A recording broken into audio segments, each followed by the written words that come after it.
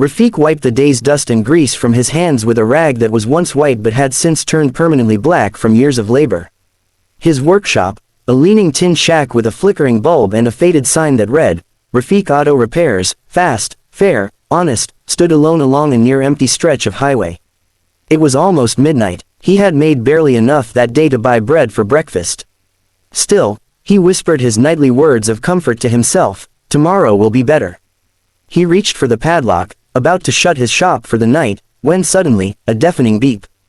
Beep, split the silence. An ambulance screeched to a halt right in front of his shop, smoke pouring out from under the hood like an angry spirit. Rafik jumped back. What the? The driver's door flew open, and a frantic paramedic leapt out.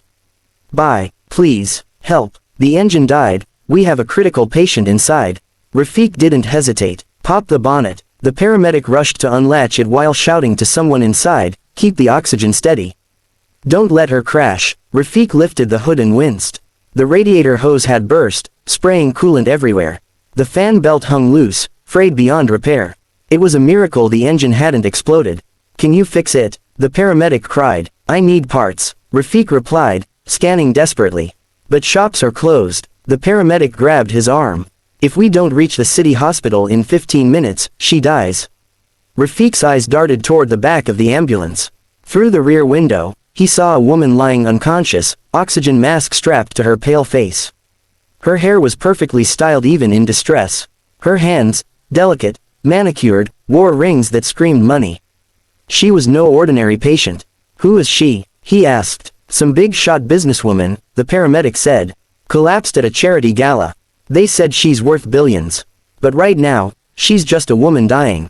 Billionaire or beggar, Rafik didn't care. He saw his mother in her. His sister. Any human. And humans didn't die on his watch. I'll fix it. He sprinted into his workshop, heart pounding. There were no proper parts. No radiator hose. No replacement belt. But he had an old scooter, half dismantled. Without hesitation, he tore it apart, yanked out its coolant pipe, and ripped off its drive belt. He dashed back and jammed the mismatched parts into the engine. His fingers burned against the hot metal. Oil sprayed onto his shirt, stinging his skin. He tied the belt with his teeth, securing it using metal wire. Improvised, ugly, risky, but functional. Try, he yelled. The paramedic turned the key. The engine coughed, rumbled, then roared back to life.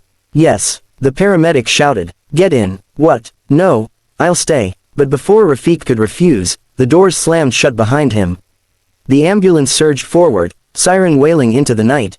Grease-covered, breathless, half in shock. Rafik had no idea he had just saved not one life, but his own future. The ambulance tore through the highway like a bullet, its siren ripping through the night.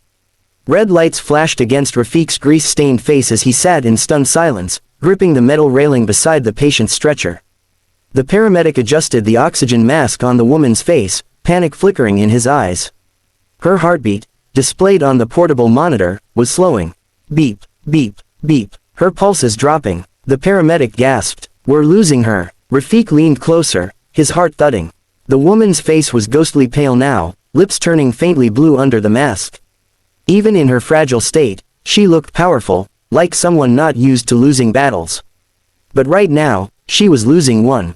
Do something, Rafik shouted. The paramedic was already scrambling. I need to keep compressions going, but I have to maintain the oxygen too. Tell me what to do. Can you do chest compressions? Rafik froze. He wasn't a medic. He was a mechanic. He fixed broken machines, not dying people. But then he heard his late father's voice in his head. Anything can be repaired, Rafik. You just need courage, pressure, and rhythm. Pressure, rhythm. He sucked in a breath. Move. I'll do it. The paramedic handed him the position. Rafik locked his hands and pressed down firmly on the woman's chest. 1, 2, 3, 4. Each compression sent vibrations through his arms. He could feel her ribs beneath his palms. Harder, the paramedic urged. 5, 6, 7, 8. His muscles burned. Sweat trickled down his temples. The siren's howl mixed with his own ragged breathing. Come on, madam, fight, he whispered. You're not going now. Not after all this. The heart monitor was a flatline thread away. Then, beep, a faint blip, beep, beep. The pulse returned, weak, but there. She's stabilizing, the paramedic exclaimed, his voice trembling with relief. Rafik exhaled shakily, sitting back against the wall of the ambulance. His arms were trembling, his heart still racing. "You just saved a billionaire," the paramedic muttered in disbelief. "I didn't save a billionaire," Rafik said, still catching his breath. "I saved a human." The paramedic stared at him for a moment. Then, he smiled. Minutes later, the ambulance screeched into City General Hospital. Doctors and nurses rushed in with a stretcher, transferring the woman with swift precision. As they wheeled her away, her head turned slightly, just enough for Rafik to see her eyes flutter open. For a second, just a moment, their eyes met. She didn't know who he was. Didn't know his name, but in that brief gaze, he saw something. Gratitude, recognition, hope, and then she was gone into the ICU. Rafik slumped onto a bench in the corridor. Exhaustion washed over him like a tidal wave. The adrenaline had faded, leaving only the ache in his muscles and the lingering smell of engine grease and antiseptic. Before he could recover, a stern security guard approached. "Hey, this is not a waiting area. You can't sit here." Rafik opened his mouth to speak. But before he could, a sharply dressed man in a suit rushed over. "You," the man said breathlessly, pointing at him. "Are you the mechanic who fixed the ambulance?" Rafik blinked. "Yes." The man's eyes widened. "Sir, the patient you saved isn't just anyone. That woman is Zara Qureshi, one of the richest and most powerful women in Asia." Rafik's hands stilled. The heartbeat monitor inside the ambulance wasn't the only life that had changed tonight. His own fate had just been jump-started. The man in the suit didn't wait for Rafik to process. He grabbed his arm gently but firmly and led him toward the VIP section of the hospital. Security guards stepped aside immediately. Automatic glass doors slid open with a whisper, and Rafik found himself in an area lined with soft lighting, expensive furniture, and people who looked like they'd never set foot in a mechanic shop in their lives. He felt wildly out of place in his oil-stained shirt, loose sandals, and bandaged knuckles. "Why am I here?" he asked quietly. "To meet someone," the suited man replied. "Her father." They turned a corner and saw an elderly man sitting outside the ICU room. His hair was silver, his suit immaculate, but his eyes, red and weary, betrayed hours of fear. The moment he saw Rafik, he stood. "You," he whispered, voice trembling.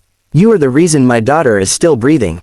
Rafik froze. "Sir." Before he could finish, the old man bowed slightly, not just a nod, but a full, respectful bow. Rafik panicked, stepping back. "Sir, please, don't. You are not just anything," the old man said firmly, straightening. "You are a hero." No one had ever called Rafik that before. Not even himself. The ICU door opened. A doctor stepped out. "She's conscious," he said with a smile. "She's asking for the man who was in the ambulance." Rafik's heart stopped. "Me," the old man gestured. "She wants to see you." Rafik's feet felt glued to the floor. He hesitated, but something pulled him forward. He entered the ICU. There she was, Zara Qureshi. Awake, pale but composed, her eyes, sharp and steady, locked onto him. He stood awkwardly beside her bed. "Assalamu alaikum," he said softly. She removed her oxygen mask slowly. "Walaikum assalam," she replied weakly, but her voice carried a quiet authority. "You fixed the ambulance." Rafik nodded. "Yes, and, I hope I didn't hurt your ribs." She actually smiled. "You broke one." His eyes widened. "Madam, but you fixed my heart," she interrupted gently. "Fair trade." Silence hung between them, heavy yet warm. "Tell me your name," she said. "Rafik." "Rafik what?" "Rafik. Just Rafik," he said with a shy grin. "No fancy surname." She stared at him thoughtfully. "You risked your life for a stranger." "Why?" Rafik shrugged. "Because someone once risked theirs for me." She nodded slowly, understanding more than he had said. Then, without hesitation, she turned to her father. "Baba," she said, "I want him." Rafik nearly choked. "Madam," she smirked slightly. "Relax. Not like that." Then she looked him dead in the eyes. "I own a chain of automotive and emergency service companies. I've been wanting to launch an on-the-spot response division nationwide. Mechanics on wheels, fast rescue teams. I've met engineers with degrees, but none who fixed an ambulance with scooter parts under 5 minutes." She extended her hand weakly. "I want you to lead it." Rafik gaped. "Lead? Madam, I'm just a roadside mechanic." "No," she said softly but firmly. "You are an engineer of survival. Titles are given by society. But worth is proved by action. And you proved yours." Rafik swallowed hard. His mother's unfinished medicines, his unpaid rent, his lifelong dream of owning a real garage. It was all right there. Within reach. His eyes burned. Slowly, and with pride he'd never felt before, he took her hand. Then I'll serve, not as your employee, but as your soldier. Zara smiled. Welcome to the team, Chief Engineer Rafiq. That night, one woman's life was saved by a mechanic. But in truth, 2 lives were rescued.